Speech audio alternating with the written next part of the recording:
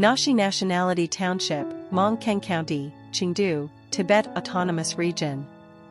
There exists a unique salt-making landscape in the world.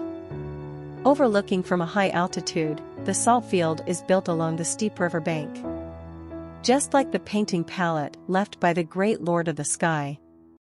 The majestic scenery of the river and mountains is dotted with pearl-like salt fields. Truly amazing. These are the only 1,000-year-old ancient salt fields in Tibet.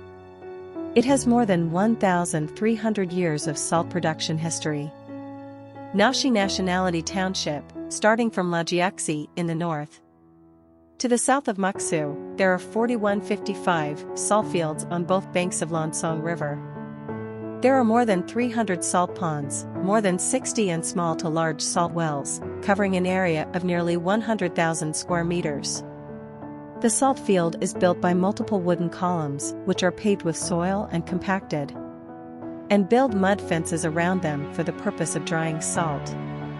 The salt wells and salt fields are built on the hillside, scattered in terraces. Looking from a distance is like a row upon row of village houses. Up close, it looks like a block of Tibetan-style flat-roofed houses under construction. It forms a magnificent spectacle on both sides of the Lancang River. The salt workers carry brine from the brine well by the river and pour it into the brine pool traditionally. The salt fields are dried and concentrated in turn, and finally crystallized into salt.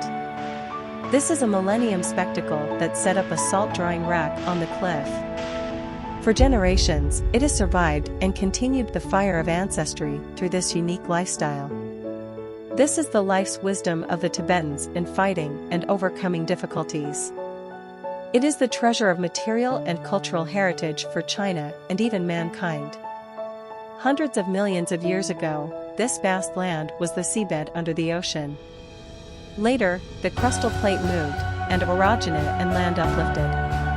The sea level drops and water dries up, leaving the salt deposited on the seabed rock formations.